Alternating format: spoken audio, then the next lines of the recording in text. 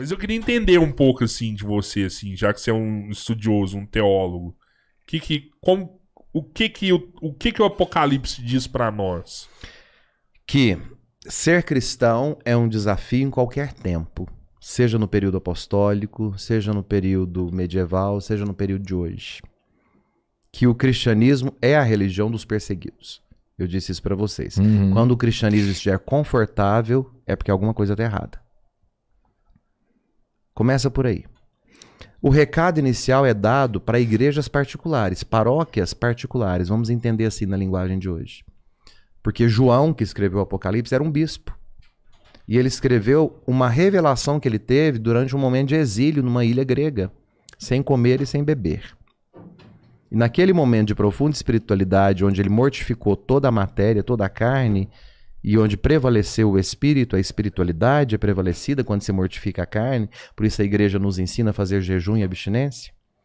Nesse momento dele, ele consegue enxergar, a partir dos seus elementos de consciência e inconsciência, a revelação espiritual para as comunidades que ele governava como bispo. Então ele vai dirigir a sua carta para 7 igrejas, que são as 7 igrejas que ele coordenava como bispo. E ali ele vai dizer a respeito do comportamento dos cristãos, como que cada comunidade deveria se comportar, e repreendendo os erros e todos os vícios que estavam sendo distribuídos e criados e crescendo dentro dessas comunidades. Então, num contexto onde o Império Romano começou a perseguir os cristãos, onde os cristãos eram perseguidos, a igreja, prefigurada no Apocalipse como uma mulher grávida, prestes a dar à luz, a igreja gerando novos cristãos, um dragão de 7 cabeças, querendo devorar aquilo que ia nascer da mulher. Essa mulher é a igreja gerando cristãos. O dragão de 7 cabeças é o Império Romano, que possui 7 colinas na cidade de Roma. O dragão é o imperador. É ele que mandava matar os cristãos. Então todos os que nasciam do batismo, porque essa mulher grávida é a igreja, a barriga grávida é a pia batismal, é a água, é o líquido amniótico que gera a vida espiritual na bacia do batismo. Os perseguidos são os cristãos. A perseguição é o império contra o cristianismo, porque as perseguições tinham se espalhado pelo mundo inteiro, porque ao contrário do que as pessoas acham, a perseguição aos cristãos, ela não foi universal. A perseguição ela se dava dentro das províncias. Cada governador de província tinha a autoridade de falar: não quero essa seita religiosa dentro da minha província. Então não era no mundo todo que se perseguia. Vai ter um momento particular da história em que vai ter um decreto que é para o Oriente e para o Ocidente sacrificar todos os cristãos. Então nasce o momento que nós chamamos de teologia do martírio, onde aqueles que queriam morrer em nome de Cristo eram batizados publicamente para poderem ser mortos em nome de Jesus Cristo. E nós vamos ter até uma frase grandiosa do período patrístico de Tertuliano, me desculpe se não for agora Tertuliano, mas ele dizia: o sangue dos mártires é a semente dos novos cristãos. Porque veja, a cruz é chamada de loucura pelos gregos. Pelos judeus é chamada de escândalo. E pelos cristãos é chamada de salvação. A cultura grega helenista é uma cultura onde os deuses não morrem. E onde os deuses são eternos. E onde os deuses não se ferem. Os cristãos apresentam o Deus que, além de ter sido julgado, foi humilhado, flagelado e morto. Portanto, esse Deus para os gregos era uma loucura. Os judeus sabem que a cruz não é um elemento de salvação. A cruz era um objeto de tortura no Império Romano. A cruz sem a figura de Jesus Cristo crucificado simboliza apenas um objeto de tortura.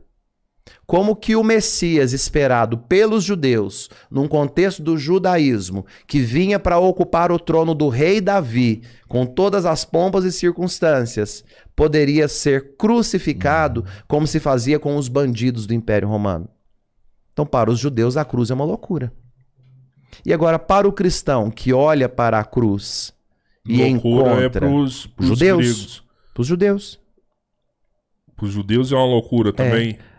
Escândalo, desculpa. Escândalo. Loucura para os gregos. Pros gregos. É escândalo, escandaloso falar que o Messias era um bandido, tratado um igual um qualquer, bandido. justamente. Então, para os judeus, aquilo era escandaloso, dizer que aquele homem que morreu na cruz era o Messias. Agora, para quem acreditava nisso tudo, era o sinal de salvação. Por isso que o Cristo do alto da cruz grita: tudo está consumado. Já não há mais o que se esperar. Deus se derramou por inteiro na cruz. Da mesma forma que na metáfora do Gênesis, a humanidade perdeu a face de Deus diante da árvore do paraíso, no alto do Calvário, a humanidade ganhou novamente a face de Deus na árvore da cruz. Então, é isso que precisa ser entendido. E o Apocalipse é a revelação do que os seguidores de Jesus Cristo iriam passar com a perseguição do Império Romano. Não tem nada a ver com fim do mundo, fim dos tempos, Absolutamente. essas coisas, nada. Está muito ligado à apostasia. O que é a apostasia? A negação da fé, os erros de fé, os erros de doutrina, que a vida toda isso teve dentro da igreja. O que nós chamamos de heresia não é o que os não cristãos dizem a respeito da fé católica. Uma heresia, para ser considerada heresia, é porque ela nasceu dentro do cristianismo.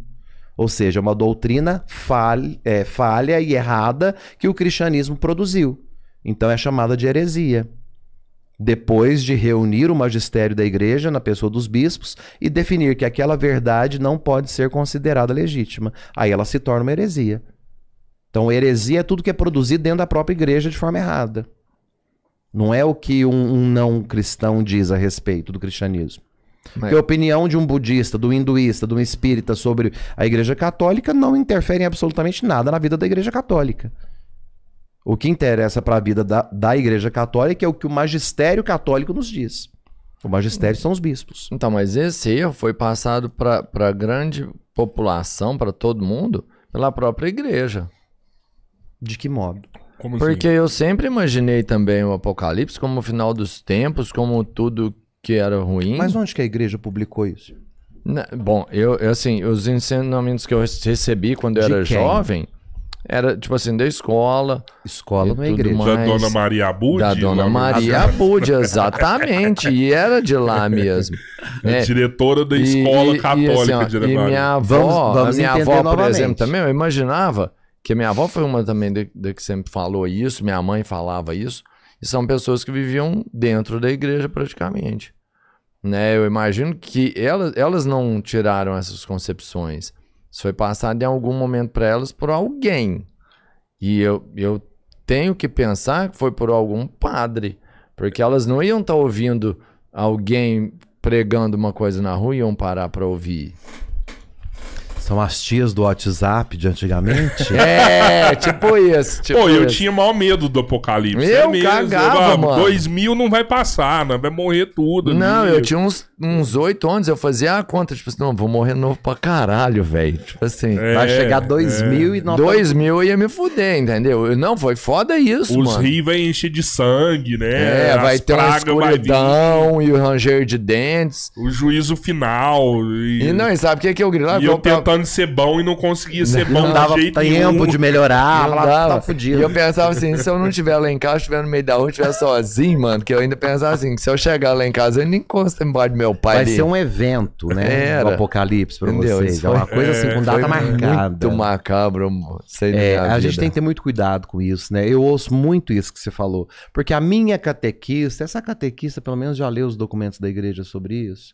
Nada, a igreja tem certeza pessoas não. de boa vontade. A igreja não tem estudiosos que dão catequese. A gente tem gente de boa vontade. Ah, agora eu sou catequista na minha comunidade. Já leu os documentos sobre a igreja, sobre o que é a catequese? Não, a gente vai lá, tem um livro que a gente segue. Então, assim, nós chegamos num nível de, intelectualmente falando, que tá muito baixo, sabe? Então as pessoas elas reproduzem coisinhas que elas leem, não tem um menor aprofundamento sobre aquilo. E a igreja, infelizmente, conta, ou felizmente, né? Porque ainda tem as pessoas de boa vontade que ajudam. né? Sim. Então essas pessoas de boa vontade nem sempre têm São uma preparadas, qualidade né? intelectual, teológica, para repassarem isso. E muitas vezes as suas falas vêm muito carregadas com os seus preconceitos, com as suas falas que são muito limitantes, com as ideias religiosas que são excessivas e pouco espirituais.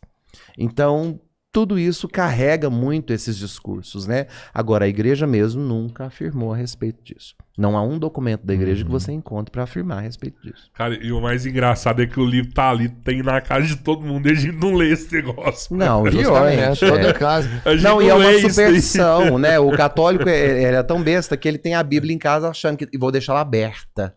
Como se aquilo ali fosse o livro do Harry Potter, né? Você abriu a Bíblia, sai uma mágica ali de dentro e pronto, os anjos já estão tudo ali, a Virgem Maria, tá tudo pronto porque você abriu a Bíblia dentro de casa, né? A palavra de Deus, se ela não for colocada no coração e encontrar uma ressonância na prática, ela não passa de um livro. Com certeza. É. Se aquilo que está ali não for lido e colocado em prática, é um livro de cabeceira.